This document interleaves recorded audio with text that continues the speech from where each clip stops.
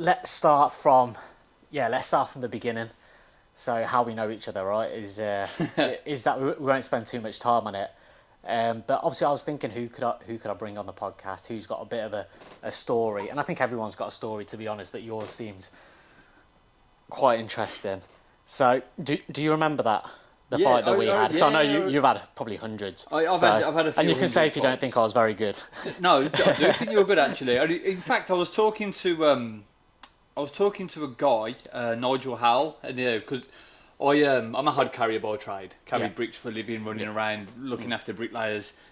They're probably the biggest children in the world, bricklayers. They need more looking after than my own children, let's be honest.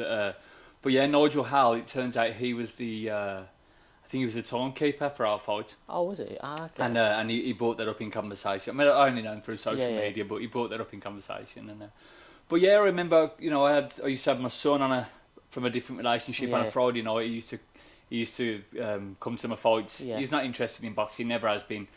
But I'd have to have him on a Friday. Yeah. His mum had her plans, and I had to, my kids have to fit in with my plans, sort of thing. Especially when I can earn a few quid. So I'm not money mad, but the kids are, and they all want. I remember seeing them.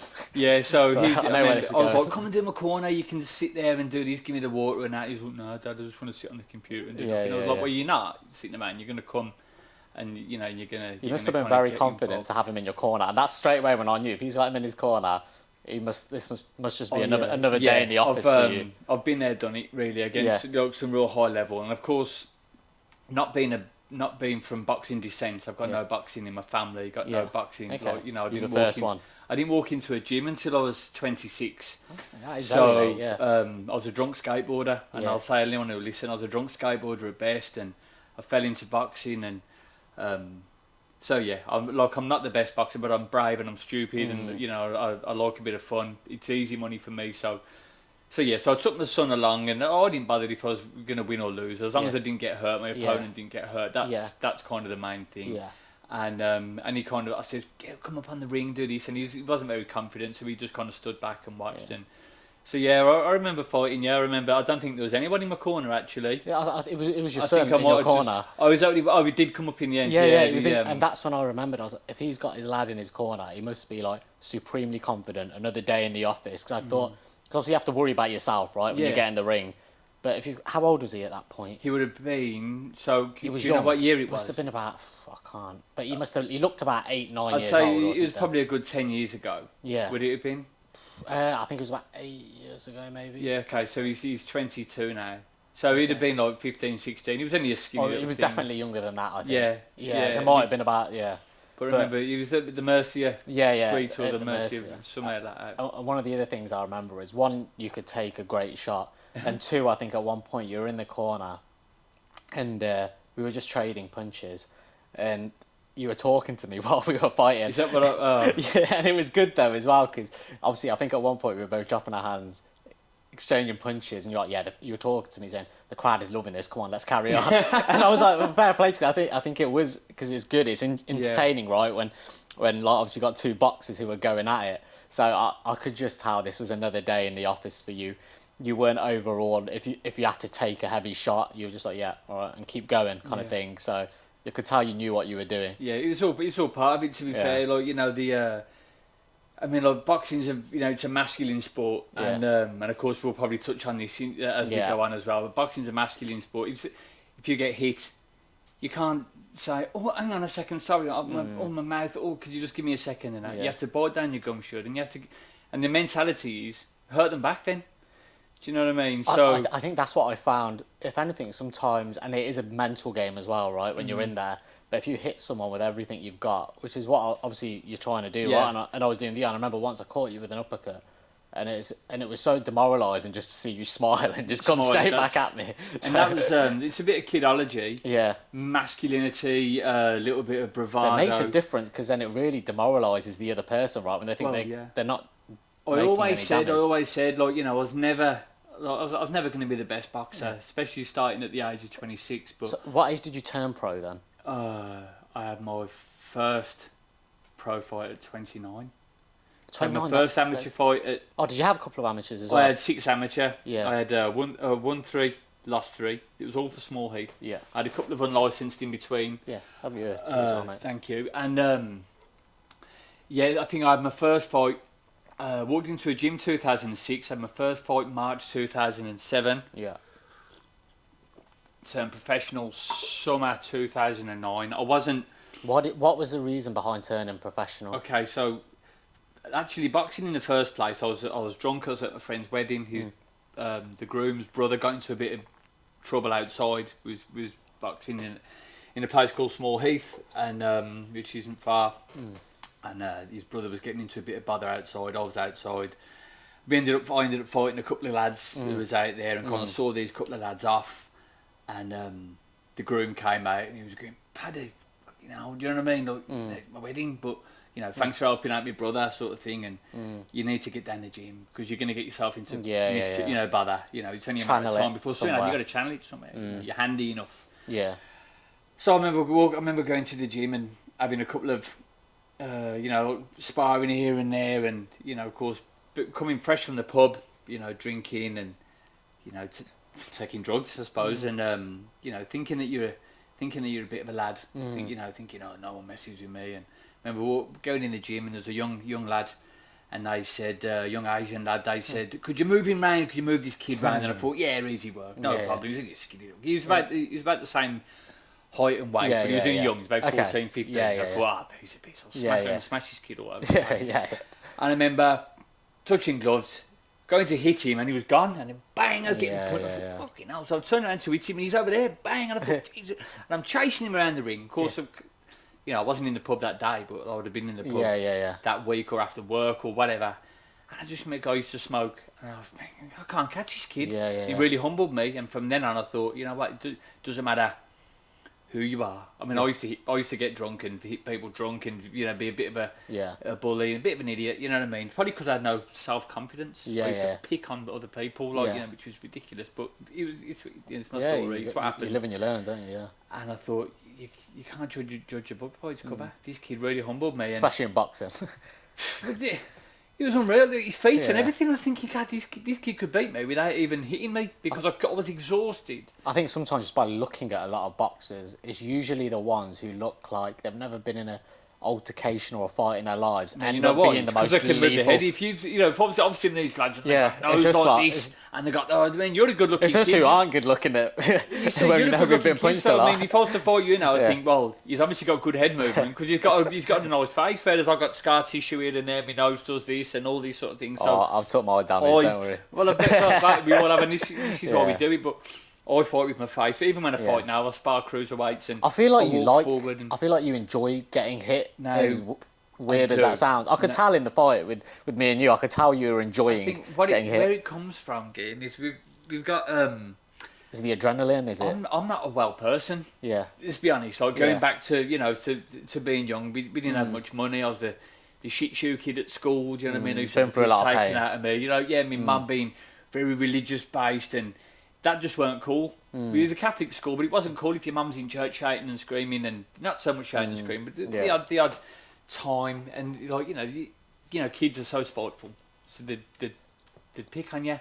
My mum would, she spent a little bit of time in mental hospitals like Highcroft, Hollymore, and things like that. And kids are spiteful; they don't care. They take the piss. You know, of course, if you haven't got much money as well, neither like your mum's mad, this and that. So you need to try and you need to be tough, and because I didn't have the trendy clothes and the nice trainers to be popular, I had to do these things, which is crazy. I had to be mad to be recognised. There was a kid. It was it a case of earning a bit of respect? Earning respect, exactly. So there was this one kid, a bit older than me. He'd be up and climbing up and down the tennis courts. They were massive. Well, especially when you're about 12, these were massive. And we'd race, we'd climb up to the top and then we'd climb down and he'd always win. And he was a bit older than me, he'd always win. So I remember, of course, shit shoes, you know what I mean? Probably a tracksuit top that was my sister's, she was a bit of a tomboy, thank God. You know what I mean? Imagine me in a dress. I've got the legs for it. Yeah. But I remember climbing up there and then not being able to beat him down. So I said, come on in, Paul, I'll race you again. Paul Timms, shout out to Paul Timms. Yeah. I got to the top and he was already on his way down. I jumped off. It was massive, I just jumped off and I beat him. I said, I beat you. Yeah. Everyone's going, Patty, Andy. Yeah. Patterson, you're mad. You're mad. I was thinking, yes, bit of notoriety. Yeah, you know what I yeah, mean? yeah. I got a bit of acceptance. I mean, you know what I mean? I thought, brilliant. What do people call you? So, I mean, is Okay, Andrew, my name's or is it Andrew. Paddy? No, my name's Andrew Patterson. Yeah. Right. So, at school, everyone calls me Andrew. Yeah. The family call me Andrew. Okay.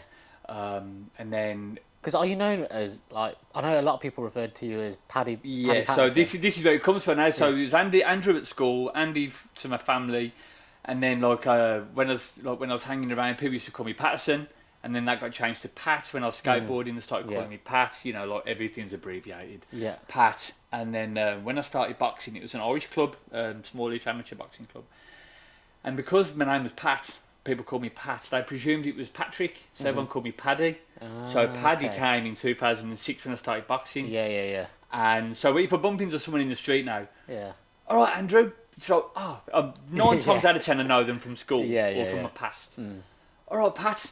Probably through skateboarding or Yeah. something, and I can kind of work because people change. You know what I Yeah. mean? Especially when you see people on social media now. Yeah. You're only looking at a picture of them this big, Yeah. so you don't really. Yeah, yeah, yeah, true. So when you see people, of course, like, you know, I might not have seen some people 10, 15 years, they've all got beards and they've got Yeah. knows what, like, you know, and they're shot up and everything, so you don't recognise people. straight Yeah. away. All right, Pat, I think it's got to be through skateboarding. And if someone says, all right, Paddy, I think, right, it's got to be through boxing or from Yeah. that era. Now, I won't necessarily know them people. Yeah. They may have seen me fighting, so Okay. I won't. So there'd be times when I'd be out with my eldest son. We're taking a couple of times we went to Resorts World, we'd be at the cinema and he'd be like, all right, Paddy, how you doing? I'll go, hello, mate, how are you? Shake hands, good Yeah. to see you, good to see Yeah. you. He'd walk off. And our son would be like, who's that, Yeah. Dad? I go, I don't know. Yeah. And he's going, well, why'd you speak to me? I said, I don't know, because I ain't rude, I'm not a rude guy. You know what I mean? I wouldn't know who these people are, but So in the boxing circuit, what does everyone refer He's to you Paddy. as Paddy? he'd Paddy. And even Yeah. at work now, everyone Yeah. needs Paddy. You Paddy. know what I mean? Even sometimes. Do you mind that, or do you Oh, prefer? no, I don't mind. I don't Okay, mind. yeah. It's funny, I remember being at work years ago and there was a guy and his son used to work with him and his name was Andrew as Yeah. well. And people didn't know my name, they just Yeah. thought my name was Pat. Anyway, he shouted at his son the one day, he goes, Andrew! And I Yeah. froze. Yeah. And he's noticed this. Anyway, break time, he says, I shouted Andrew and you froze, what was all that about? Yeah, and I yeah. said, because Kev, it's my real name. Yeah. And it was like being shouted at as a child. Ah, okay. And he was going off because I clocked Yeah, you, yeah, you know what I mean? I Yeah. saw that sort of Yeah. thing. So. But yeah, getting back to what I was saying, I jumped off these tennis courts Yeah. and my knees, my ankles, everything Yeah. was sore, but it didn't matter because I Yeah. got this friendship. Yeah. And it was the kind of the same. I jump off the climbing frame from the top. Oh yeah, this is my mate Pat. This is Yeah. my mate Andrew. Yeah. He's mad. Watch what he does. Yeah, yeah, And yeah. I'd be climbing up to the climbing frame and looking, make sure the girls are watching, make sure there's a few tough lads there. And Yeah. I'd jump off. Yeah. And I'd land and I remember putting my knee through my lip and all this sort of thing and blood everywhere. And everyone's going, you see, he's mad. And I'm going, yeah. Not friend, you know what I mean? Yeah. It doesn't matter what shoes I'm wearing now. Yeah. I'm that kid. He's Yeah. a bit mad. And then I remember when I was skateboarding. Is that still you now, do you think? Yeah, because we all want a little bit of notoriety, want a bit of Yeah. recognition. We all want to feel like like we're relevant. Yeah, yeah. Of So course. even now, like I'll be sparring these cruiserweights and things like that, and people are saying, "Well, why don't you move it?" And I'll drop my hands and I'll be taking them, and they go, "You're fucking mad, you are." And I go, "Yeah, I know." Is it from a sense of also, and I think this applies for all guys, wanting to be noticed as well, not falling into the shadows of Right. not being noticed, being like you said when you were younger, being picked on and It's a- whatnot. I it's feel like a lot of it's a guys, we thing want we to all feel want. It's recognised, ego. right? Yeah, It's everyone's ego. got one, right? And but yeah, so like, with a kid going through that pain sort of thing to get friends, skateboarding. I was never the best. I've talked about this a few times. I was never the best skateboarder, but I'd have a good go. I'd jump off anything. I'd jump Yeah. off some of the highest things in out of all our group, and they'd go, "Yeah, that's Pat. He's mad." Yeah. Do you know what I mean? And then when I was a kid, that's Mad Pat, or that's Mad Patterson, or. And then when I started boxing, I'd fight anyone. I'd drop my hands. I'd get punched in the face. I'd smile, as you know. Yeah, yeah. And everyone's going, "That kid's mad." Yeah. Do you know what I mean? He's fucking mad. He's mad. And then I'd be like, "Yeah," and I'd be feeding into I feel like you this. love the mayhem. You I love love the the mayhem. you love the I love the madness. mayhem. I love the madness. I love going out drinking. There's another. Yeah, go on. That's another form of self-harm. Some kids cut themselves as Yeah. children. It's awful. It's awful what they do. I used to twizzle my hair and tear it out. Oh, I used to end up with ball patches Yeah. because of the torment of the kids. These Yeah, children yeah. are horrible. Yeah, yeah, I Children can are horrible imagine. to me at school. I had friends. I think a lot of kids are because I don't know better sometimes, and Yeah, I think a lot of people have been through it. Some more than others. Yeah. Obviously, you've been through it Yeah. quite I badly. mean, I bite my nails now. Yeah. If I've got a scab from skateboarding. Do you think you're over it? That stuff you went through, or it'll always no stay chance, no chance. Is it a case of dealing with it, managing it's become it? a habit. Yeah. So I bite my fingernails still, and and they'll get sore. And then the job that I've chose, it's I carry bricks for bricklayers. No one can carry them bricks for you. You carry them yourself. So that's my cross to carry. That's my burden. You know what I mean? That's my thing. I get dust in my eyes, but that pain's there, and I need that. Same with boxing, same with skateboarding, same with long distance running. The pain's important for me. So when you were boxing, so I think I looked on your box record. I was having a little bit of a nosy. I think you'd had about 40 professional fights, hadn't you? I finished at 50. 50, I okay. had 50 in 3 years. Yeah, because I think it was before we fought. I had a bit of a nosy. I thought, let me see who this guy is. I started seeing some of the names on your resume. You've been in there with Liam Smith, who most recently just fought Eubank Jr. Yeah, of course. Yeah. I think Sam Eggington was on there. Tommy Coyle was another one. Tommy Coyle. So you've been Liam Taylor was another big name. I didn't realise how good he was at the top. I put him on his arse, actually. Oh, really? And they called it a slip. It wasn't a slip. I hit him and he went down. But yeah. Same with Tommy Coyle. I hit Tommy Coyle and Tommy Coyle sagged on the ropes. Yeah. And I thought I was still hungover for that fight. They phoned me up at 10 o'clock in the morning. So were you turning up to some of these fights? Because I know Liam Smith, you took that on 2 days' notice, didn't you? I took it 2 days' notice, yeah. I had a couple of fights pull out, you see, and my manager phoned me up and he said, Paddy, I got a fight for you. I said, and would you be drinking, like, what's the closest to a fight that you would be drinking? On the day. On the day, wow. On the day. I mean, weight was important. As a professional, you need to obviously you had to hit a weight, right? You had to hit the weight. So if it was a short notice fight, you can go in a bit heavier. But to me, that was an extra couple of cans. Yeah. It wasn't necessarily a bit of breakfast or a protein bar or something. It was not so much. No, that's not particularly true. Not on the day. Not on the day. But I'd have been if I didn't have a fight. If I didn't have a fight due. If I didn't know of a fight, I'd be drinking any day of the week. Any time of the week, and For that Liam Smith fight, then, what state were you in for that? So I'd have probably been drinking the day before, or probably the lunchtime of the day when I found out, and then I would have found out that afternoon, and I didn't drink then until after the fight. But I remember I was working at the top of a driveway. We was building a great big wall in this garden with some gypsy guys, actually, as it goes. I was running a wheelbarrow full of bricks up this driveway. My legs were in tatters. Back down the driveway, and the surface was rubbish. And then I'd be running back up with a barrow full of compost to build, and my legs were shot. My manager phoned me up. He said, "Paddy, we got a fight for you." I said, "Yeah, how much?" He said, "Don't you want to know who it is?" I said, "Well, where is it?" He said, "It's Wales. Don't you want to know?" I said, "Liam Smith." Curiosity, sorry to interrupt, but as a professional boxer, and I think it's good to understand the other side, would you be classed as a journeyman then, would you say? And what do you think about that title? Because you're somebody who takes fights on very short notice, which for anybody takes a lot of balls. A journeyman before, yeah, which is what I used to think I was. Excuse me. A journeyman used to be kind of like a gatekeeper. Yeah. Journeyman wasn't a bad thing. Yeah. Never yeah, was. I'd never look at it as a bad thing. Yeah, it'd be like you'd see some people and they'd fight imports. Latvians, people who are quite poor, and then I don't think I'm better or worse than anyone else. Probably worse, but I don't think I'm better than anyone else. Anyway, I used to think that they'd kind of fight me next before after the first few easy wins. You wanted to be that gatekeeper because I could punch a little bit. Yeah. You could, I think I had a bit of a black eye after our fight. Possibly. I'm sure I would have as well. But I wouldn't like to say that I was just like a journeyman in the sense that I was just a given. Yeah. Because I could punch a bit, and then if I had a good day, I could turn up and I could do a bit, and I have beat some good kids. If you had the opportunity, like say if you were in there against Liam, would you be in there trying to beat them? Because I know some people go in there with the I always mindset. tried to win. I always tried to win. Wicked, I always tried to do the best I could, but mentally on the day, some days I weren't well. You weren't with Some days I wasn't well. And I bet that was through most of your pro career. For most of my career, I wasn't a well man anyway. What was a turning point? There wasn't. I'm still not well now. No, but I think when it comes to, obviously you were drinking a lot back then. Yeah. And I'm not sure it was when we had our fight. I think somebody had just told me, and I don't know who it was, and this was actually meant to be my last fight. So Right. obviously I wanted to go out on a bit of a high, Yeah. and I think somebody came and said to me, "Oh, yeah, I think Paddy's really cleaned himself up. He doesn't drink. He's training really hard." I was like, "Oh, fantastic!" Oh, yeah. I was like, "That's somebody right in my face for this one." I didn't take boxing as serious as I should Yeah, because I'm not a boxer, right? I was, as I've said it before, a drunk skateboarder at best, and of course, skateboarders, they love the drinking, the drugs. Yeah. It's all part of it. You know what I mean? The cap on back. I know that it's like the stereotypical, but the graffiti, the cap on backwards, the drinking, the drugs, and the madness. That's what we do. That's what we was like. You can't be a well person to pick that as your sport and as your hobby because it hurts. yeah. It's And a then you gotta lonely sport as well. And think right? about it, no one can do them tricks for you. It's a one-man sport. You can go out with 100 people, but you've got to do them tricks yourself. Yeah. Same with boxing. Yeah.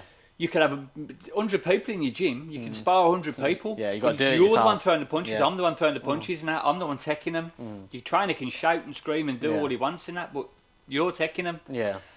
It's a one-man sport. Hard carrier. You know what I mean? No one's doing that for you. No one's carrying their bricks for you. They're shouting and saying, "Buddy, need this, need that." Yeah, I know I'm doing it. Long distance running. I did some long runs when I wasn't well. When I was trying to get well, should I say? No one can put their miles in for you. Yeah. I'm a loner.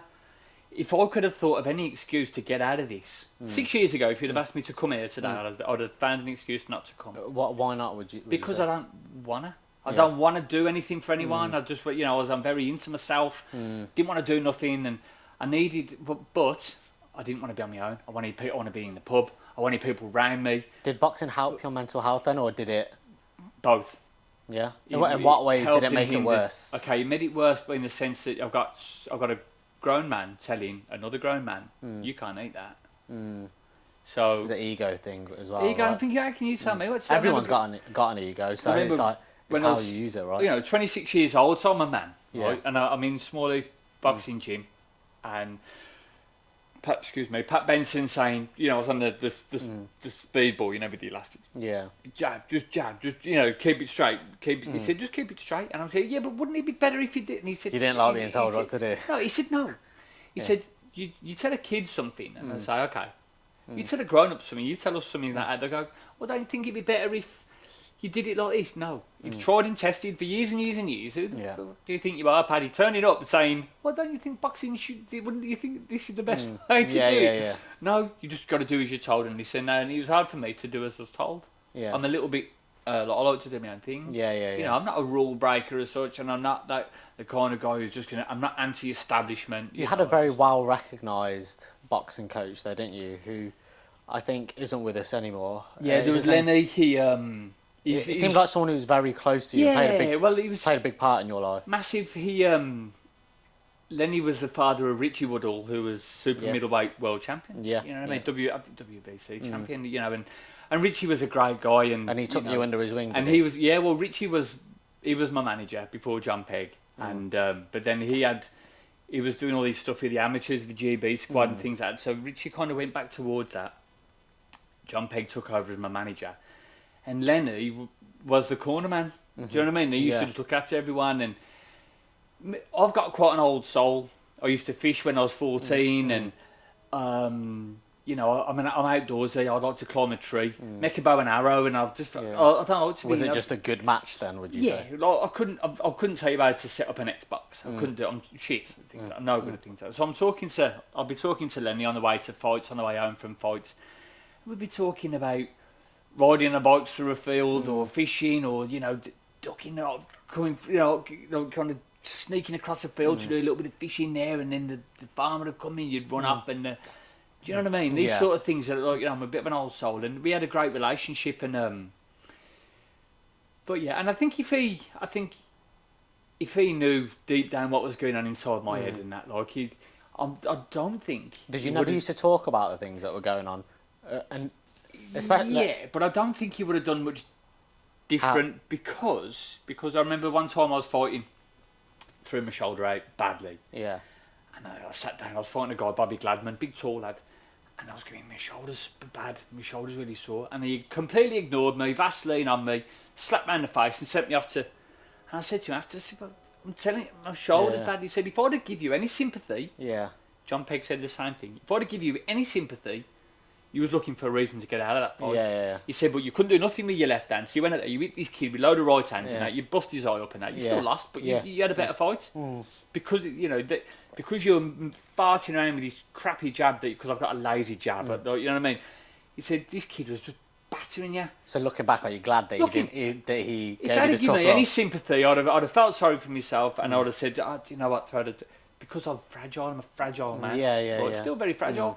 So when I'd be talking to Lenny, we'd keep it basic. We'd talk about things that made us happy. I wouldn't so much talk about the shit things, and if I did talk about the things that made me feel a bit sad, it's I don't worry about it, because if I'd have got any sympathy. So did you try to talk to him about the things that would make you sad? You'd probably and the things you were struggling with in everyday life? Kind of. But you wouldn't dismiss it out of spite. Yeah. Lenny had a way with words, and he was a bit of not so much no nonsense, and like, you know, he wasn't a tough man in the sense that, like, you know, he wouldn't listen to you. But I think he knew if he'd have given me any sympathy, or if I'd have said, you know what, I don't think this is for me anymore, I'd have took the easy way out. He'll go, no, he said, don't go out there and hitting the pads and you tip-tapping, you move your head and doing all this and tip-tap, the 10-punch combo. So there's no point me doing that with you. Yeah. Because that ain't you. He said, boxing's hard enough as it is. Yeah. So I'm not going to try and teach you to be someone else. You're a fragile guy. You're mad. You know what I mean? You're not a well man. So just go out there and just be Andrew Patterson. Go out there, be Paddy Patterson. If someone hits you, small, fucking hit him back.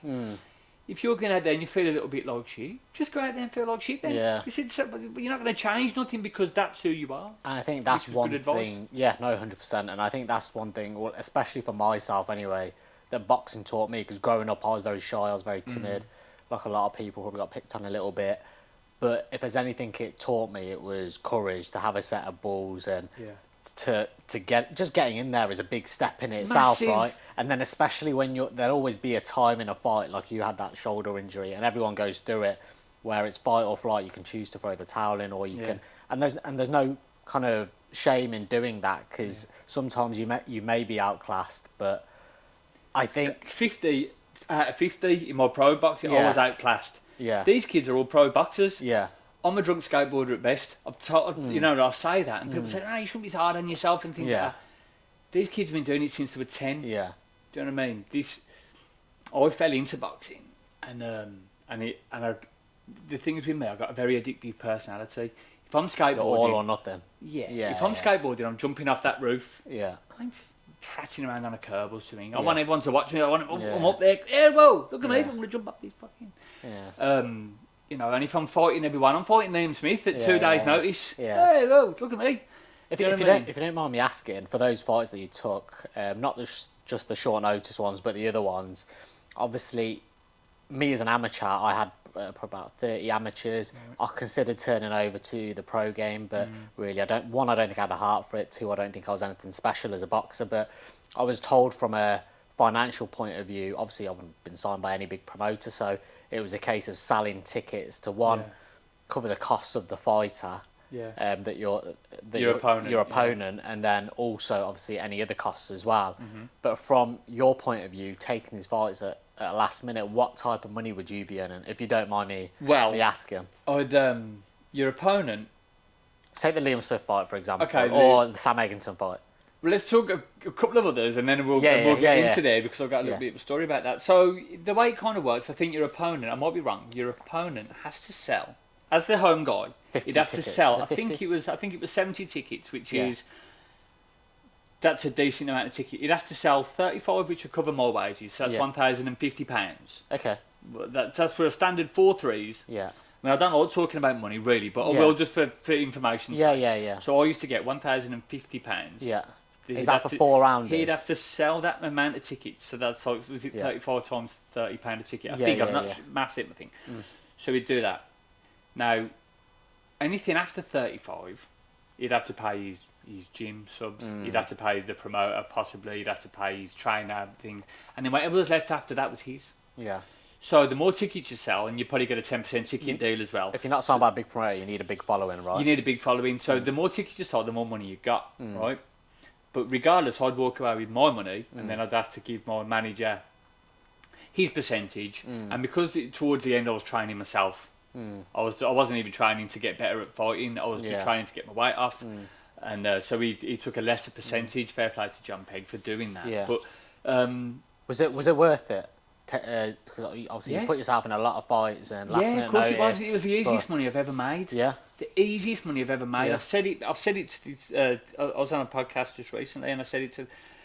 I never really thought about it this way. Drug dealing is a very risky and very easy way of making money. Well, I haven't got the courage to do that. Yeah. I'm not that guy. But getting punched in the face, it's easy. Would you say you've For me. come out of boxing better or worse? I've come out of boxing better. Not financially, because that money was. It was easy come, easy go with me. Money, right? But this is what counts as long as you're in a good space. Some people came out of boxing and they can't string a sentence together. Yeah. God bless them people. Do you know what I mean? They can't.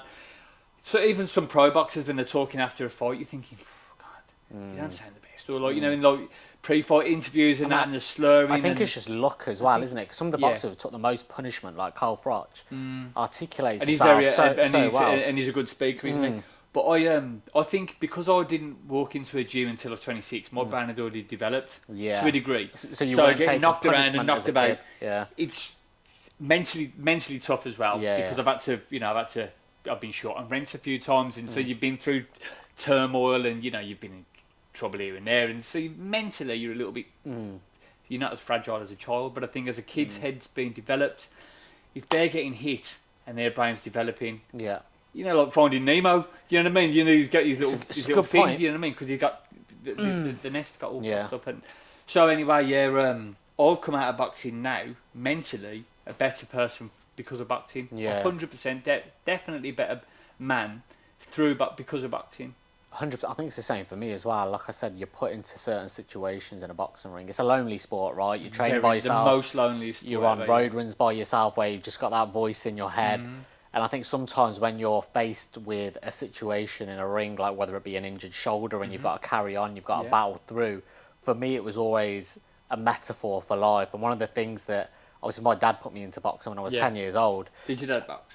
He didn't know, so I was pretty much the first one to do any boxing in my family. But that's good really, because your dad's probably saw that, he may have saw a fragility, if that's the word, I think in he did. you, and thought, you got to do it. I think he did. He just wanted me to be able to look after myself. And one of the advice that he gave me, and probably the best advice that I got, and I still remember it to this day, and bear in mind I was 10 years old at that point, was because I said I didn't want to fight, I didn't want to do it. I was constantly saying I don't want to go to the gym, but he said, listen, go to the gym, train.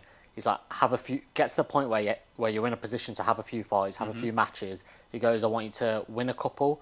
He's like, I want you to lose a couple, and then show me you can come back and win a couple. Show me you can overcome the hurdle. Show me that you can overcome kind of difficult moments. How many times have you seen a guy get to 15-0 and he's fought 12 Latvians and he's probably fluked a couple of wins, and then he goes up against someone who's won 6, lost 6, drew 6, and get absolutely blown out of the water, and then you never hear from him again. I've seen that quite a few times. You never hear from him again. It's like when I remember fighting a guy. Oh God, most of them, they were all undefeated. Some of them were debuts. But they had like a lot of amateur, and the thing is that some of them ones as well, even the guys that have fought on their debut, I may have been 15 fights in, but they've had a good training camp.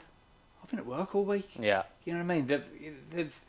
They're coming down from maybe 12 stone down to 11 stone 2, and they're in great shape. Whereas I'm kind of just walking around half drunk at 11.5 stone, and after. I don't eat for 2 days just to get to 11 stone 2, and I'm walking into the ring exhausted. They're walking into there spitting fire and blood. Do you know what I mean? I'm thinking, shit, I'm in for it. But with the resilience that I've built up, I remember I fought a guy, Danny Gell. He nearly killed me first round. I remember going back to the corner, holding onto the ropes, thinking, "Fucking hell, what happened then?" I thought I'd get hit by a train. Lenny, he says, "I'm going to pull you out unless you do something." I went out there and I put him on his ass 3 times. Wow. In the next round, the ref stopped it, and. So he's taught me resilience. He's taught me never to give up. You keep going. There's 2 fights I've had. I've won in the last minute of the last round. Oh wow! Because I fight to the very end. Death, Fight to the death. Sometimes when there'll be times when the referees jumped in first round and because some kids punching the life out of me, they're not landing. But it's not bothering me. But they don't know that. And and then they jumped in and stopped the fight. And that's pissed me off. And you're like, I can take it. It happened against Leon Finley. It happened against Matt. Moonen, a guy Moonen from the Black Yeah. Country, from Blackpool, and it happened against Paddy Gallagher, who was a real good Irish international. And it happened a few times. So a lot of prospects used to come in and jump on me fast, try and throw a million shots in that, because they knew that that's a good way of getting me out of there. Because the longer it goes, the less chance they've got of stopping me, because I was resilient. I feel like you did something very clever in the ring against me, and I don't know whether it was intentional or not, but I feel like if there was a moment when I'd back you onto the ropes and I started unloading, it's like you'd lean yourself on the ropes to take the weight off the punches. Yeah. Is that intentional? Yeah, well... Yeah, because I thought as I was punching, I was like, he's taking all the weights off of him onto the ropes. You can kind of sit on the... You can sit back on the ropes a little bit. So when you're getting hit, if you're coming forward, which I like to come forward, if you're coming forward and you get hit, boom, you're getting that jolt. But doubling the impact. If you're on the ropes, you're getting hit, you kind of bump. Yeah. But even though you're taking them, I mean, the trick is... You're taking the weight off them. The trick is to move. Yeah. But it's like a shock absorber. Yeah. And you know what? When I'm on the ropes, if I'm in the middle of the ring, I can't catch these guys. Because, most guys, especially if they've had a few amateurs, they're light on their toes. You're a bit younger. You're a lot younger than me. So you're better on your feet than me anyway. So I'm trying to catch you. So being in the middle of the ring's no good for me. Yeah. Get in that corner. So they're either going to be there, or there. Yeah. They can't go that way because there's ropes there. So I'd know that if I threw something wide there's a good chance you hit them. clock them. Yeah. And as they're throwing shots, remember a guy, Nicky Genman, 1, 2, dropped his hands, and I've gone back to the ropes thinking, fucking hell, there's a good shot. And he's gone bang, dropped his hands again. Yeah. And I was thinking, fuck, if he does that again, I'm throwing a right hand over the top. Yeah. And he went bang, dropped his hands, I went crack. And I knocked him straight out. He got up, he beat the count, he got up, and he fell into the ropes, and the ref called it off, and I thought... This is what I mean, that's the kind of impression that was the last minute of the last round, and I got battered. Yeah. Battered every second, every single encounter with him. Yeah. Like, what's the word? Every encounter, bang, I lost that one. And then the ref would come in, and then we go back together again, bang, I'd lose that little encounter. Last round, boom, dropped his hands, I hit him, and that was it. And I thought, fuck. That's the impression that I got off you, that you weren't quite the journeyman, because I felt like if you take your eye off the ball with you, you're there to... I was more of a danger man. Give I you got a told before. good reminder. So if you go in there complacent... that's a good one. No, definitely. But as I just mentioned, the one thing that I'm interested in is, obviously, the pro game, right? You were in it for a long while. There's a lot of youngsters now who are turning professional, not with a big promoter as such. What would be your advice to some of these youngsters turning over into the pro game? No. Tell us the real side of it. It's not always glitz and glamour, is it? Okay, well, it depends on the person for a start. I mean, if you can sell a good ticket, if you can sell a fair few tickets, then you'll have an easy start to your career. I say easy, it's never easy being punched, but if you can sell a few tickets, you can kind of pick your opponents as you're learning. But the first thing I'd say is get a decent amateur career. Learn to fight first. Yeah. Some people go through the white collar and then they fall into pro because they want to fight for money. No one wants to fight for free. In the amateurs, you fight for a plastic trophy and a bleeding cheese sandwich. Yeah. Do you know what I mean? And an apple. And but if any advice I'd give to someone, especially a youngster, is you haven't got to worry about your bills. You live at home with your family. Yeah. So learn your trade in an amateur gym. Yeah. They all know what they're doing. So learn your trade in an amateur gym. Get as many fights in as you can. Yeah, Win, lose or draw. It doesn't matter. You can't draw as an amateur. Win or lose doesn't matter. Yeah. Learn. It's only a loss if you don't learn. Yeah. Right? That's the first advice, really. Learn your trade. Possibly have a couple of unlicensed to get used to fighting with the smaller gloves. Yeah. A bit grittier, it's possibly. a bit more of a pro setting, A little bit more of a pro setting. Yeah. No head guards, smaller gloves. You're not necessarily going to have things your own way. There's a good chance you could be lied to by the promoter about your opponent's background and record and that sort of thing. They could say, he's had a few. What would be your advice to someone, young up and coming pro? Let's say you were still in the pro game. What would be your advice to them if they were to try and beat you somehow, in terms of what your weakness would be? Somebody who's in there, can take a real good shot, but you want to get noticed with a kind of an explosive performance. Okay, don't wake me up. Yeah. This would be me. I mean, like some days I couldn't be bothered, right? Yeah. I mean, and that's no secret. But if I was switched on, and and if I felt 65 to 80%, Yeah. don't wake me up. Go What through the what would motions. wake you up? Someone taking the piss. Ah, okay. Right, so if someone's beating me soundly, beating me to the punch, faster feet, better everything, great fundamentals, respectful. If anything went a bit low, touch gloves. If there's a head clash, touch, you know what I mean, nod your head, acknowledge it. With it's a sport. You see someone, when you're nose to nose, before the fight, and the referee's giving you final instructions. They're looking at you like they want to kill you. Calm down, man. It's in your sport. You're not. You don't see darts players throwing darts at each other. Were you ever overawed if you were up against someone who? Never. I was. That takes balls. When It's a scary when I place. fought Liam Smith, I fought him at 2 days' notice. I was a big fan of his brother. Yeah. So I said to my Smith, manager, Paul Smith, Yeah. I saw him in the Contender. ITV, Yeah, I watched that. ITV2. It was a cracking series. Great show. I said to John Pegg, I don't blame you if you don't take this fight against Liam.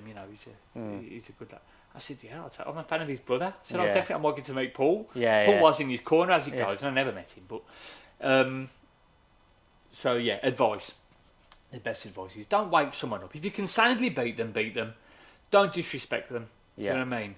If you can, someone like me, if they're tough and you can't, and you can't quite get to do what you got to do, and you have to go for the knockout, or if I'm beating you to the punch or something like that, and I'm catching you and doing this, then by all means go for the knockout. But if you can beat someone soundly, get your rounds in, you won't get injured. Your opponent won't get injured. You do your 4-3s, you do your 6-2s, you do whatever. Get out there, get the rounds in, get your work. Just work. Did Liam Smith give you that respect? Do you think? No, Liam Smith doesn't respect anybody. And that's not a knock at Liam Smith. Liam Smith rates himself. He is a no nonsense pro. Yeah. He's straight down to business. I hit him. He smiled. He hit me. I smiled. I stopped smiling. Yeah. This kid is brilliant. You know what I mean? I remember Joe Gallagher, his cornerman, saying levels. So he was working my body, my head, and body head. And I remember, he'd hit me in the body, my hands would come down, boom, I'd get one over the top, my hands would go up, bang, I'll get one in the middle. And this kid was a different level to me. I think it was his 8th or 9th fight. Who was the best person you fought? Okay. Was it Liam Smith? So, no. On paper, you'd have to say Liam Smith. He went on to be world champion, but I did fight him quite early. I fought Sam Eggington. But I fought Sam Eggington before he really took off. So, and I lost to Sam by 1 round. And even though we was both gym mates, and we had a tear. Oh, gym mates as well? We was gym friends, yeah. Okay. We were saving, there was a show falling to pieces in Scarborough. Yeah. And they said, can you jump on to jump? And John Pegg said, Paddy, go and fight Sam. Yeah, Sam wanted to be a journeyman. We'll learn. I thought I saw that about him. Yeah. So we'll earn a few quid. You both just go and earn a few quid. It won't be like a full. Full way. Dance. You get a drink. Maxwell took us there, and we went through the motions. Was he that your toughest opponent? Do you think, man, or your best opponent? Sam. Yeah. No. Who would it be? Everyone said Tommy Coyle. Watch him, he's dirty. You'll come in there with the elbows in the head and everything like that. I thought that was quite an easy fight. You remember, he looked across the ring. He said in an interview, he looked across the ring and thought, "Fucking hell, you're big." And I remember looking back, thinking, "I'm still drunk." I got a phone call for it that morning, and I was a lot heavier than him. And I was hungover when I fought him. And of course, after midnight, it's on the Sky Show. It was a floater, which means if all the main fights get a distance, they throw you in at the very end. But if one of the main fights there's an early knockout, they throw a floater in just to fill the TV time. Do you know what I mean? So we was a floater. We ended up fighting last. But I've had some really difficult nights against some really average people, and I've had some really easy nights against some very good lads because it depends on how I'm feeling upstairs.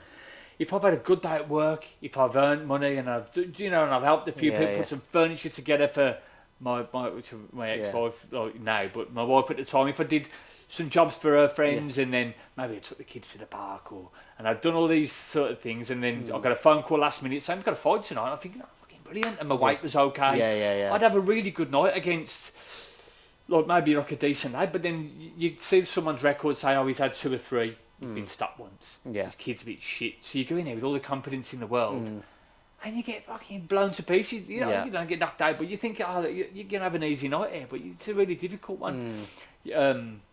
So... Anyone that jumps out? Yeah. Okay, Nicky Genman. He had 100 fights as an amateur. He battered me every second of it. He was the guy I was talking about earlier. Yeah. He beat me every second of every round. It was a 4 3-minute round. Yeah. Battered me. Even his corner, Ian Johnson was his corner man, and he was shouting over to my man, to John Pegg and Lenny, tell Paddy to get his hands up because I was getting caught every punch Nicky threw at me. Yeah. And in the last round, bang, and I stumbled back, and he dropped his hands. And he went, bang, he's hit me again, and he dropped his hands again. And I thought, I'm going to throw one over the top if he does that again. I did it, and I knocked him out. Wow. But leading up to that fight, I'd never been so beaten up in my life, and I'd fought some really good kids. Now, Nicky went on, this was his pro debut. He went on to win a few titles then. He won Central Area, he won a couple of, I think there was some Masters, there was some other ones in that. He was a good lad, Nicky. Yeah. Really good back. That was a very difficult night. He was a good puncher, strong, hard as nails. It's never a given though, is it? If you're a good amateur, that you're going to turn out to be no, but you know, pro. he turned out to be a decent pro. He was like a gatekeeper. Not so much a journeyman, because I hate that term. Yeah. He gets thrown around. You see these kids in the unlicensed, they come in, they'll do a round, and then they'll get slapped on the elbow, and they'll go, oh, do you know what? I need to go home in a minute because the fucking, you know, and they'll take a knee. I'm doing the corner for them a lot, 9 times out of 10, and they're looking around like this to make sure he's looking like they're knackered. I mean, just get up, just give him fucking punches. This kid's not even that good. Just give him fucking. Do you know what I mean? And they're going, oh, I've got things to do, and then they jump up and the ref waves it off. I'm like, you've just bent over like that for 50 quid or for 100 quid or something like that. That's what I wanted to know. I wanted to know journeyman. What your thoughts are on that journeyman title, because a journeyman is something to be proud of. I have got my record's not the best. They make the sport keep going round. My record's not the best. It's an honest one. I've got 6 wins. I've got 41 losses, and I've got 3 draws. Yeah. On a better day, I would probably have had 10 wins. But then again, if you know, with them other wins comes a little bit of overconfidence, and then the ones where I did win, I might have switched stuff for and lost them ones. So I've got an honest record for someone who wasn't necessarily a boxer, but I've got an honest record, and I'm proud of that record. But some of these kids, they go in there and they don't go in there to win. I always went in there to win. I just didn't win because they had the skill. Yeah. I could play against Manchester United for 90 minutes, run around. I'm fit as fuck. Could run around. I think the score. You started late though, right? In the pro game. But like I said, I could run around against Manchester United or Arsenal or something like that for 90 minutes. I'm not going to score, but I'll run around with them all day long. Yeah. Same as boxing. I can mix in these circles. Yeah. But I can't beat them because that's their sport. Yeah. I'm just here to make the numbers up. But if the chance comes, you're going to take it. I'm going to take it. I wasn't good enough to really take it easy, and then unload. I could punch a bit, so if they walked onto one, that's their fault. They're not putting their hands up. You know what I mean? I always have my hands up. If they get knocked out, that's their problem. Yeah. If I ground out a points win in Scotland against a Scottish kid, which is unheard of, and it was a bloodbath. We was both covered, and I beat him quite handily on points. He was a southpaw, and I just didn't. I just had no quit in me. Yeah. I mean, I didn't even sit down for the end of the 5th round. I was there, just waiting in the middle of the ring. I was fucking mad. I was awake. He woke me up because I love a good scrap. But sometimes when you're just going through the motions, it's easy for someone who isn't a boxer, who hasn't sold a load of tickets, who hasn't got all his mates watching. It's hard to keep motivated. Yeah, I can imagine. Not only that, when you've been at work all week, when you know you've got children at home, and you're developing a bit of a drink problem. And you're against people who it's their only job. This is their job. Yeah. This is what they do. You're just doing this for a bit of extra. 8 weeks, they're killing themselves for 8 weeks to fight someone's shit. Whereas I'm killing myself at work day in, day out to feed my family. Yeah. And then I'm fighting these guys at short notice. Sorry to interrupt, but just for those watching this, I know you're into your 40s now, but you're still taking fights. Yeah, right? If someone, I never go looking for fights and things like that. But if a promoter was to phone me up, Paddy, we've had some kid file a medical. We've had someone who's not answering his phone. We've got some kid. He's a cruiserweight. He's a middleweight. He's someone, any chance? And I go, yeah, of course, I'll be there. What time? First of all, how much? And once they tell me, I'll say, okay, I'll be there as soon as I can. So any promoters watching, Any promoters watching, he's still going strong. I am available. It's hard to find sparring for. I'm 11.5 stone, just under 12 stone. It's hard to find people my own age to spar. The young kids my size, they're rapid. It's hard to spar them. So all people my own age or they're all 14 stone. So I even my sparring's hard, but I need that. Like I've said before, because I'm not a well man. I've being a shit shoe kid at school and all this sort of thing, and having to try really hard to make friends and to try and impress, to try and overcompensate. It left me in a bit of a mess. So when I was boxing, even though it didn't bother me, all them losses, they do mount up. Someone say, "What did you do the weekend?" I was fighting the weekend. How'd you get on? I lost again, and I go, "Oh." So yeah, but I'm not bothered. How did you find that with people's response? Because I know it's a completely different perspective on your side. Because it's like it's a given you're turning, but other people may not understand how you're taking it. Do you know what? It's funny now that you're mentioning this, and I'm seeing it because I have talked about it recently. Do you get annoyed by it? I'm seeing it from a different point of view. A mate of mine said to me once, he said, "Oh, when you're losing next, mate." I thought, you cheeky bastard. Yeah, you tried fucking getting in the ring. He was in the pub. And to be fair, and this guy was a mate of mine. Yeah. He said, "Oh, when you're losing next, mate," and I thought, "Is that what you think of me?"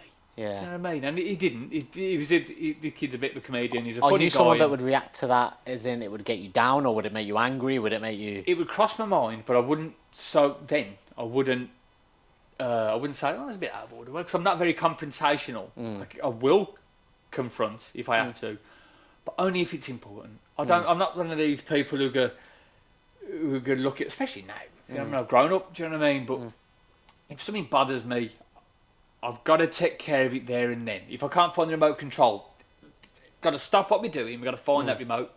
I used to get mad years ago. Where's the remote? I've bought Virgin Media for you, little. You don't seem like a very angry person. You seem very calm, very relaxed, very humble. I am now. It took a lot of work. Did you have a nasty streak, would you say, in the ring and out of the ring? No. I've got a story about this. So I fought a guy called JJ Bird. Yeah. He come fourth in Big Brother, and my ex-girlfriend really fancied this guy. Really fancied him, JJ, and then he come up. I was going to be fighting him, and I kind of knew. I had a bit of notice for this one. Yeah, it was in Peterborough, and it was there was a guy called Cello Render who fought at our gym, boxed out of our gym, and he was from Peterborough.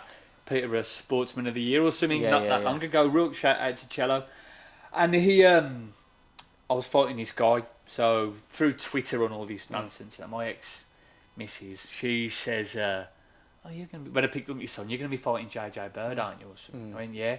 "Oh, he's hot. He's this, he's that." You know what I mean? Trying to get under my skin.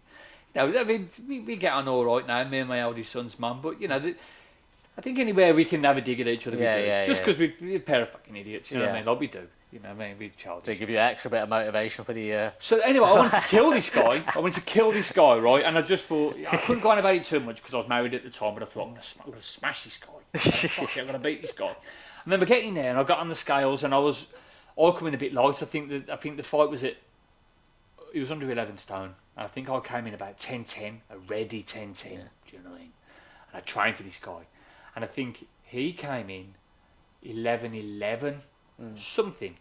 He came in heavy anyway, heavier than me, and I think he was expecting, and he was fleshy around the waist, and I think he was expecting me to pull out, and my manager said to me, he's fleshy, and I said, "I know, I saw that," and he said, he obviously hasn't trained, so I'm gonna fucking kill him. I can't wait, like I'm mad for this fight. And anyway, so we go into the change rooms, and I'm like, I think this guy's expecting me to pull out. This guy's a bit flash. He's been, been on Big Brother. Or a scarf. Big, tall, handsome, blonde guy, ripped to shreds. I think he'd been on a few different celebrity shows. I think he'd been on The Cube, he'd been on something else. Good looking guy, you know what I mean? And I thought, I've got to beat this. Anyway, so he's coming heavy. I still want the fight.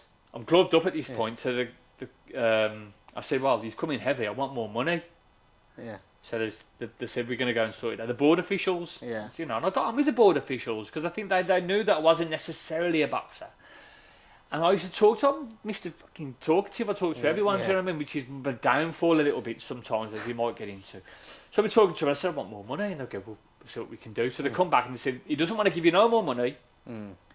The fight's off. I said, get these gloves off me. Yeah. I was fuming. Yeah. I'm never fuming. I was Yeah. fucking I was livid. Yeah. Get these gloves off me. They said, we'll go and sort it. He's come back to okay, we got you more money, the fight's back on. And I remember being in the ring. Spencer Oliver and Don Charles. Yeah, He was they were his cornermen. And I remember he was on Hatton TV. I remember being nose to nose with this kid. He was taller than me. Jeff Hines was the ref. I was thinking, I'm going to fucking kill you. Yeah. I'm going to kill you. And I was foaming at the mouth.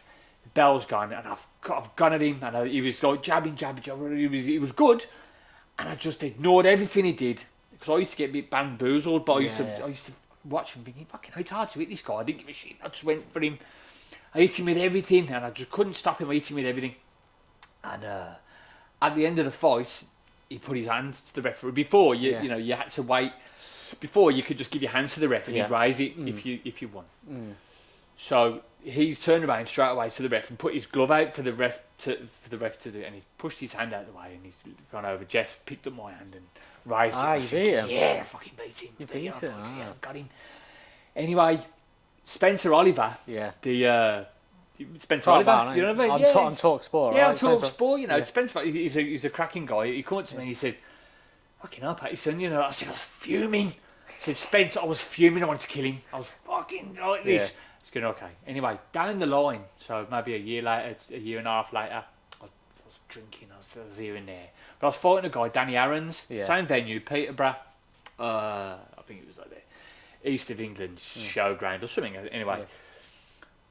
He said, but Spencer Oliver there, I was fighting this guy, Danny Aarons, and I saw him, and he said, Spencer said, Patterson, he said, how are you feeling today? I said, oh, brilliant. He went, thank fuck for that. Yeah. Because he knew that if I was fuming, his lad could have been in trouble. Yeah. Oh, listen, by the time, I was always fuming leading up to fights. Yeah. Because I was dieting. I didn't have a very good diet. I used to chew pizza, spit it into the bin, have two laxatives, glass of water, go to bed in tears. I'd be on the treadmill in the morning trying to get the last bit of weight off. I didn't do it right. I trained hard at the beginning, and then towards the end, the drinks was creeping in. I was struggling to get my weight down. I wasn't living a very clean life.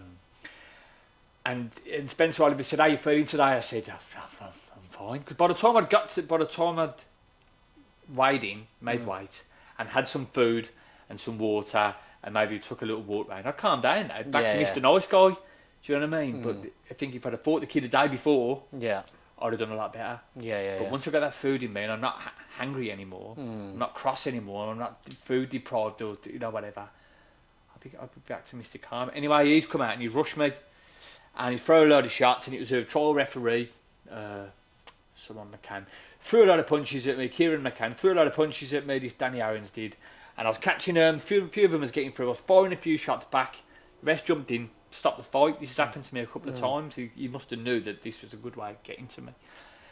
And I went, never. And I was pissed off, and I climbed this on YouTube, and I climbed out the ring, and I walked across, and I tried to move this barrier. It wouldn't move. It was only one of them little flimsy things. It wouldn't move, and I vaulted over it, and the cameras panned out and watched me leave the room, and I was fuming. I got in the change rooms. I was crying.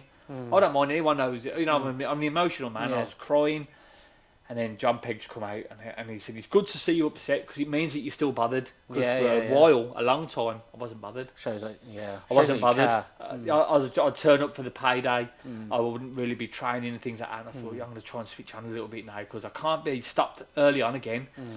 I don't mind getting out of my shoe. When I fought a 10-rounder against the guy Steve Spence, I had to sell tickets. It was a 10-rounder for the British Masters. He stopped me in the 9th round. He would have stopped me in the 4th round in any other fight. But because I had fans, I had people watching me, that gives you the extra 20-25%, which got me through. Yeah. Do you know what I mean? But I didn't have that spite. It's a sport full of emotions, isn't it? I think the good and the bad, but I think we are just slowly coming up to the end of time. But like I said, mate, I want to get you on for a second round if possible, because I think in this podcast we've talked more about obviously the boxing side of things, right, and your journey from starting out to fighting Smith, Eggington, etc. The next time I want to hear a little bit more about kind of the mental side of things. I know we've touched on it a little bit, like even now just talking about your emotions, the highs, the lows, the difficult moments, because I know there was a lot that went on in your life outside the ring, right? I mean, like you said, you were turning up to fights having drank the day before and whatnot, but No, it's been wicked having you on, mate. And I know we could literally sit here and keep talking for another Yeah, what hour. a beautiful house as well. I could Oh, sit here all day. It's a little sun trap. It's lovely, you thank know. you, And mate. But yeah, like I said, if you're up for it, mate, I'm up for it yeah, for definitely, doing another definitely. one. It's been really And interesting. we'll get deep into it next time. Exactly, mate. And I know Sim behind the camera as well. She's been Shout out to Sim, yeah. pretty intrigued I've as got well. so many questions. Yeah. Literally, I've been engrossed. I can't take my eyes off you when as you're speaking. Go on, Well, let's let's. have Sim ask Listen. one question. Go on. I mean, no cut rush at all. Go on. If you want to keep going. Well, you know how you were describing your childhood and that you were just craving that acceptance, so you do these crazy mad things, and you know I can really resonate with that in terms of you want that acceptance, you want that glory, you want to fit in, so you look for to do these certain things for that acceptance, and you must be on a real big high then, but then inevitably whatever goes up must come down. Of course, yeah, heavy lows, yeah. You must have those real down moments. Like even now as an adult, childhood trauma it follows us. So what do you do when you're in those down moments, and is there ever a way of balancing your emotions? Yeah, absolutely. The best thing to do, and I was kind of thinking about this on the way here, to be honest, because I know we've talked about the boxing, and you know this is a mental health podcast, right? And so it's like, first of all, you're not on your own. First of all, you're not on your own. Like, you're not the only person who feels this way. So if you feel like shit, you can guarantee, maybe not the guy sitting next to you, but the guy sitting next to him, he feels like shit too, or woman. Talk. You know, I had trouble with my drinking, and that caused trouble at home with my wife, with my children, and that sort of thing. So when I did go into Alcoholics Anonymous, and they teach you to be brutally honest, and that's the main thing. So if you feel like shit, then you got to tell someone that you feel like shit. You have to say why. Never mind their feelings. If they've made you feel like shit, you got to tell them why. You haven't got to be spiteful about it, but you got to tell people how you're feeling. Straight away, a problem shares a problem halved, and you take the power out of it a little bit, ignoring it, pushing it to the back. It's coming out. It's going to come out at some point. It might come out that when you might spill a little bit of tea on the floor. Next thing, the table's upside down, and you've gone mad. That's not the problem. The little bit of tea on the carpet, it's not the problem. It's the 10 things that you did 10 years ago that you never addressed. That's the problem. So, talking, main thing. Share the problem. Share. You got your loved ones around you. I surrounded myself with a lot of people from the pub, and they're friends. I care about them, but they're not my loved ones. They're not my people. I know them.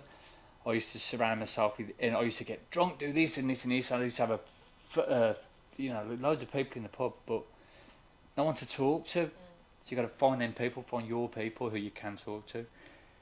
No one's going to judge you. Doesn't matter what it is, because we're all going through shit. So you got to talk. I go to the cemetery quite a lot.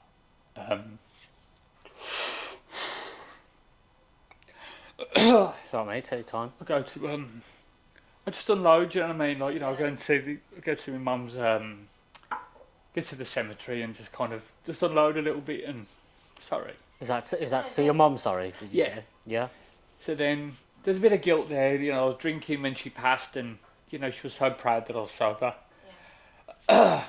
So that helps. That's talking again, but that's peaceful time. That's time to yourself, not sharing with everyone. You need that time to yourself. Yoga works. Skateboarding for me works. Boxing works. Work works for me.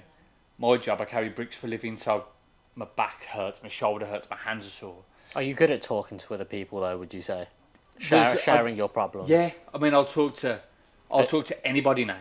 I wouldn't talk to people before. I'd have talked myself out of this. 6 years ago, I wouldn't have come. 100% wouldn't have come because I weren't ready.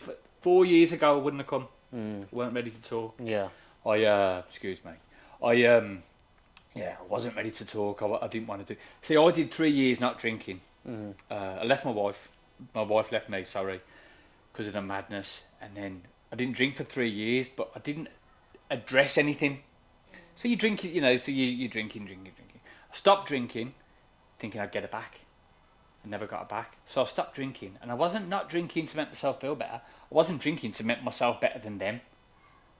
I don't have to drink anymore. Look at all them drinking with the shit problems and all the this and that. And look how good I am. Everyone look at me. All over social media, you might have seen it.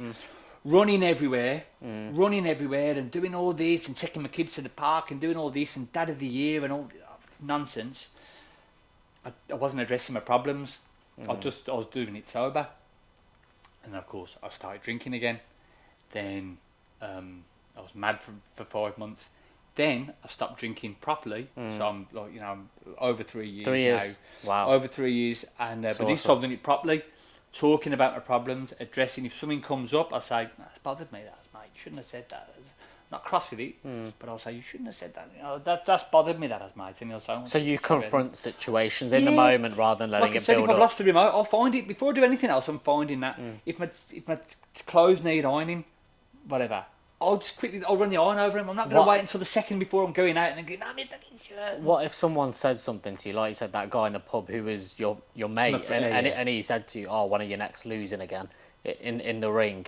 How would you address it? Would you confront the person and be like, "Listen, mate, that's not nice," or would you just think in one ear out the other? Mine. That's his thing. You know, he's probably people. I find people take the piss when they don't feel that good about themselves. If someone's taking the piss out of you, take that as a win. Yeah. Do you know what I mean? Because I feel like they're doing it because they don't feel great about themselves. I'm just trying to think, and not saying that I'm handling it in the best way. Like if I was in that scenario, and if I was you, and someone had said that to me, I feel like I'd end up reacting maybe slightly differently, as to pull the person up and say, "Listen, mate, why are you being a dick? Why are you being a bully? Why are you trying to put somebody else down?" And I think maybe that's where I'm sometimes wrong, because maybe sometimes, like you said, they've got their own problems, so in one ear and out the other. Since 2006, when I walked into a boxing gym for the first time, I've had, let me think, 1, 2, 3 fights not in the ring.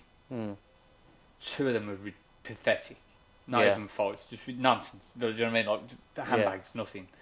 One of them was a bit more serious, but you don't need to fight when you can. Yeah. People who can't fight, Yeah. people who aren't very confident, they're going to be the ones taking the piss. They're going to be the ones saying stupid things. So if they want to say stupid things and that's on them. Yeah. So, but I mean, getting back to where you was, because I do ramble on. You know, how do I suppress it? Yoga's great. That's good. Time on your own's good. Active meditation's good for me. I can't sit still. I struggle with this. Do you do a lot of meditation? No. Yes, but not like active meditation, you mean like road running and things? So running was a big thing for me. I remember I ran 85 mile one day. 3.7 mile. Say that again. I ran 85 mile one day. So it's 85. 3.7 mile there and back. The White Cliffs of Dover, there and back. I was trying to do 100 mile. Yeah. And I didn't think I did it 26 times I did it. This was March the 9th. Yeah. And I was... Same day I beat JJ Bird actually a few years previous. So March 9th, big day for me. Anyway, so 85 miles, backwards and forwards, because I can't sit still and think about what's going on. If you can't find the answers to your problems after a long run, after a long gym session or something, you ain't finding them. That's where you find, when you broke yourself down mentally and physically, you're knackered. And things are on your mind and things. By the time that run's finished or that gym session's finished or that, it's gone. It's gone. But what I will say is, with me, when kids used to take the piss out of me, I used to pull my hair out. That pain, you're alive. You can feel pain. You're alive. So then, jumping off the tennis courts and skateboarding and things like that. That pain, it's important to me. Boxing, boom. Do you know what I mean? The pain, it's important to me. The long distance running, the knees, the cramps, everything. It's carrying bricks, dust in my eyes, the pain. That habit of pulling on your hair, were you saying that was like a release? A release. Would you say boxing and getting punched in the face was a form of, like you said, I'm not saying it was self-harm or anything. Yeah, self-harm is absolutely self-harm. Biting your nails, they'll still do it now. Self-harm. It's a self-harm that you can get a round of applause for and a fucking envelope full of money. Yeah. You know, if some kid was to be... Is it? Did you feel you deserved it? Or did you feel deserved getting probably. hit? Do you know what I mean? No, what it was, if without really thinking about it at the top of my head, if I'm feeling a little bit of pain, and like, especially with these cruiserweight, bang, they hit you and it fucking comes sharp. and you smile, Yeah. like you know you've done it, and you walk forward.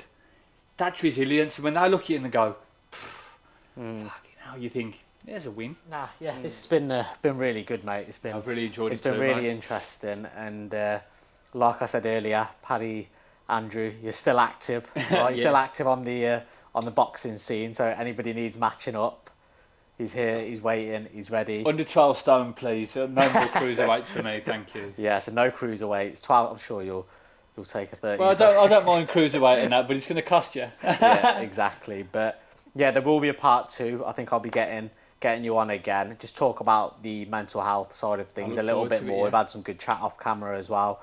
But yeah, if you made it this far, thanks for watching. Don't forget to like, subscribe, and we'll see you soon. Nice one, mate. Cheers. Appreciate it, Really, mate. That was really really enjoyed interesting. that.